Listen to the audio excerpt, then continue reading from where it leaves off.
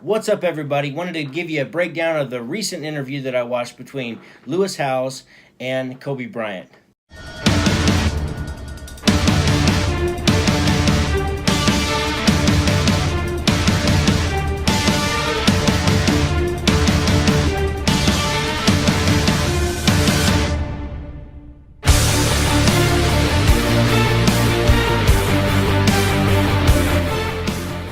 Great interview. So if you haven't checked it out, be sure to visit Lewis Howes' channel on YouTube and watch this interview. But what I found was there was a lot of correlations between not only just success and super success, but also to business. And one of the first things that Kobe says when he starts talking, he missed feeding off the energy of the crowd. I thought that was so interesting that he missed feeding off the energy of the crowd. This is something that I think can happen with business owners when you are the technician, like Michael E. Gerber's book, the E-Myth.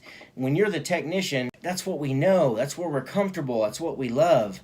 And then we eventually have to move into a manager position if we're going to grow the company. I can tell you, you're going to miss feeding off the energy of the customer. Kept sucking me back in because that's what I knew and what I was comfortable with. To be honest, you miss the energy of the customer. You miss fixing things and saving the day. So I thought that was so impactful and important. Another thing is when he was younger, he played on a league team and went a whole season without scoring anything, not a single point. And so he worked hard and he just stuck to the fundamentals. By sticking to the fundamentals, he was able to bypass people with way more talent than him. That's so important in business and in life, is just stick to the fundamentals. He was obsessed. I mean, that's kind of a given. We probably assume that Kobe was obsessed. And there's lots of stories behind Kobe doing things throughout his career that showed just how obsessed he was and how he outworked everybody. He tells a funny story how his teammates wanted to go out drinking. He was like, okay, I'll go out drinking with you, but I'm going to be at your door at 5 a.m. pounding saying, let's go. It's time to get to work. He showed his teammates that whatever you do outside of work, don't let that get in the way of where the team's going. Crucial lesson to be learned. So if you're doing something, win the business Super Bowl or go to the NBA business championships, we can't let the things outside of work get in the way. When we come to work, it's time to work. And that was Kobe's mentality. One thing that he did was he got to know all of his teammates, right? And he understood what triggers them.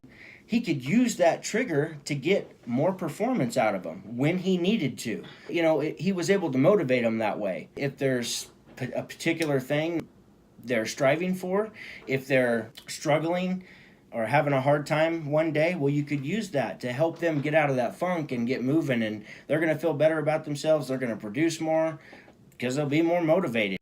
But they'll feel better also. I mean, we always feel good. All of us feel good when we're productive. I don't even know how many NBA championships they won. Find a team that's winning, and I'm going to show you a leader. One thing that I would have never have guessed is that they watched every single game and picked apart all the details and like, oh, he was like, oh, that's where the mismatch is, right? That relates to business. It's like we got to find the little problems within the business. Maybe write a process for them or do some training or something. Keep it from happening again so we can win. Because the last time it happened, whatever it is, it caused us to lose our lead in the game. We got to know those little things. And that was just by being obsessed over the film. Now, I wish we had some film to watch in business, but constantly be evaluating and constantly be tracking, because what gets tracked gets managed. He watched every game. I said equals reviewing the profit and loss and the balance sheet equals reviewing the scorecard, because that's the scorecard. That's the business owners and the manager's scorecard, is the P&L and the balance sheet. We got to look at the details. The challenge is to get things as perfect as they can be. So that's where we have to make moves throughout the business to try to get it where we actually want it to go.